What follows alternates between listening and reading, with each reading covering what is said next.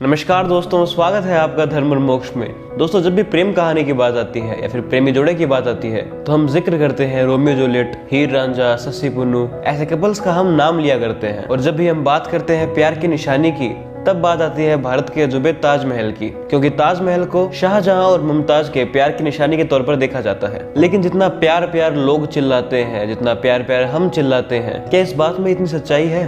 क्या सच में शाहजहां और मुमताज की कहानी इतनी खूबसूरत है जितनी हम समझते हैं, या फिर वामपंथी इतिहासकारों ने अपने द्वारा बनाई गई कहानी को हमारे दिमाग में फिट कर दिया है? असल में क्या है प्यार की निशानी? पूरी जानकारी के लिए वीडियो को अंत तक देखें। मैं हूं ऋषि तावनी और शुरू करते हैं आज की ये बात। दोस्तों, थंबनेल और टाइटल देखकर आपको समझ आ गया होगा कि आज हम ताजमहल और राम सेतु के बारे में बात करने जा रहे हैं। पहले जानते हैं कि ताजमहल का सच क्या है। दोस्तों, यह सच है कि मुमताज की याद में शाहजहां ने ताजमहल का निर्माण कराया था।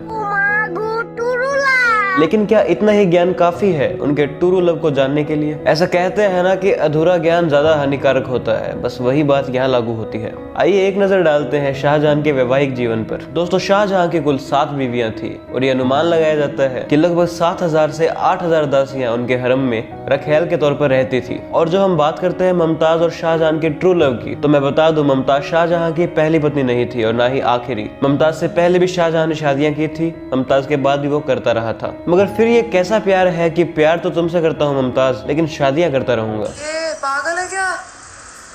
शादीशुदा हूं मैं। हम पागल हैं, पागल। शायद प्यार बांटने से बढ़ता है। और शाहजहां भी मुमताज का पहला पति नहीं था। इतिहासकारों की माने तो शाहजहां के सूबेदार शेर अफगान की पत्नी थी मुमताज, और मुमताज के बहुत सुंदर होने के कारण शाहजहां ने अपने सूबेदार को मरवा दिया था और मुमताज से शादी कर ली थी। धीरे धीरे आपको इन फैक्ट से समझ आ रहा होगा कि प्यार के नाम पे जो झूठी बातें बनाई गई है उनका बेस कुछ भी नहीं है। लेकिन अभी और रुकिए, थोड़ा और जानते हैं। दोस्तों, मुमताज की मृत्यु मात्र 38 साल की उम्र में हो गई थी। इतनी कम उम्र में किसी की डेथ कैसे हो जाती है? इसके पीछे का कारण भी इसका लवर बॉय शाहजहां ही था। 19 साल तक चली इस शादी में मुमताज ने 14 बच्चों को जन्म दिया था और 14वें बच्चे को जन्म देते हुए मुमताज की डेथ हो गई थी, उसकी मृत्यु हो गई थी। अगर आप अपनी पत्नी को सिर्फ बच्चा पैदा करने वाली मशीन समझते हैं तो ये भावना प्यार से तो कोसों दूर है। ये बड़ी अच्छी बात कही आप। मुमताज का जीवन तो केवल बच्चे पैदा करने में ही निकल गया और इसी की वजह से उसकी मृत्यु भी हो गई थी। और शाहजहां को उसकी मृत्यु का इतना दुख हुआ, इतना ज्यादा दुख हुआ कि उसने मुमताज की बहन फरजाना से शादी कर ली थी। यानी शाहजहां को प्यार वगैरह कुछ नहीं था, क्या बस उसे औरतें ही चाहिए थी? हो सकता है ये झूठ हो। और दोस्तों, ये कोई नई बात नहीं है। ऐसा नहीं है कि हिंदू राजा केवल एक शादी किया करते थे, काफी राजपूत राजा भी काफी शादियां किया करते थे। लेकिन शाहजहां और मुगल उनसे कैसे डिफरेंट थे? कुछ इतिहासकारों का यह मानना है कि शाहजहां का अपनी बेटी जहानारा के साथ रिश्ता था और उसने जहानारा से जिसे प्रेम था उसे मरवा दिया था और अपनी बेटी से रिश्ता बनाया था। और जब शाहजहां का ये नीच कृत्य लोगों तक पहुंचा तो हर जगह उसे धुतकारा गया। जब उसे लगा ये बात तो अब इज्जत पर आ गई है तो उसने मौलवियों की बैठक बैठाई और अंत में उनसे ये कहलवाकर अपने आप को सही साबित किया कि बगीचे में माली द्वारा लगाए गए फल पर माली का तो हक हो ही सकता है, उसे वो खा ही सकता है। कोई सेंस है इस बात की?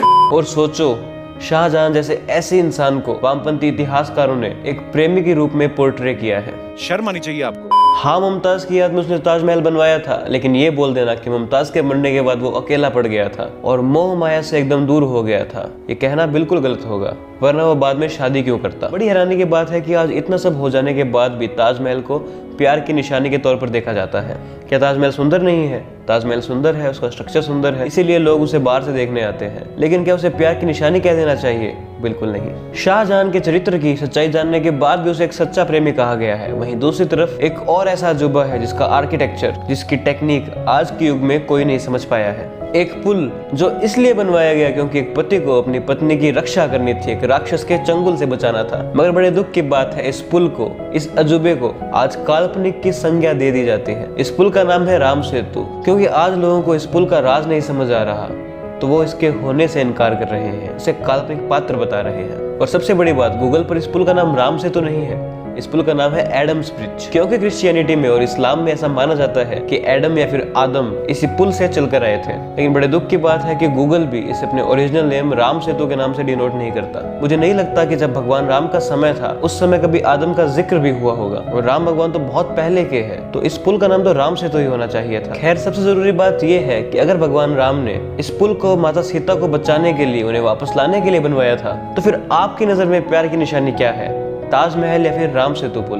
क्योंकि भगवान राम भी अगर चाहते तो वनवास के बाद अयोध्या जाकर दूसरा विवाह कर सकते थे, मगर उन्होंने माता सीता को ये वचन दिया था कि उनकी जिंदगी में माँ सीता के अलावा कोई और स्त्री कभी नहीं आएगी और रघुकुल रीत सदा चली आई, प्राण जाए पर वचन ना जाए। और जब बाद में भी भगवान राम अश्वमेघ यज्ञ कर रहे थे, जिसमें एक कंपलसरी होता है कि जो यज्ञ कर रहा है उसकी वाइफ वहाँ प्रेजेंट हो, लेकिन माँ सीता उस समय वहाँ नहीं थी, तो राज परिवार ने राम भगवान से आग्रह किया था कि उन्हें दूसरा विवाह कर लेना चाहिए। लेकिन भगवान राम ने यह साफ कह दिया था कि उनकी जिंदगी में माँ सीता के अलावा और कोई नहीं आ सकता। फिर अंत में जाकर उस यज्ञ में माँ सीता की एक सोने की प्रतिमा रखी गई थी भगवान राम के पास। तो क्या ये सच्चा प्यार है कि अपनी पत्नी साथ ना हो फिर भी दूसरा विवाह ना करना, या फिर वो सच्चा प्यार है कि पत्नी पहले भी थी, आज भी है और आती रहेगी? सोचिए। और दोस्तों, सबसे ज्यादा दुख की बात यह है कि हमारे ही देश में रामायण और राम सेतु दोनों को काल्पनिक माना जाता है, वरना क्या इसमें कोई डाउट था कि प्यार की निशानी हो या फिर दुनिया का सबसे बड़ा अजूबा, राम सेतु का इस मामले में कोई तोड़ नहीं था। और स्कूल की बुक्स में भी राम सेतु का जिक्र होना चाहिए ताकि आने वाली पीढ़ी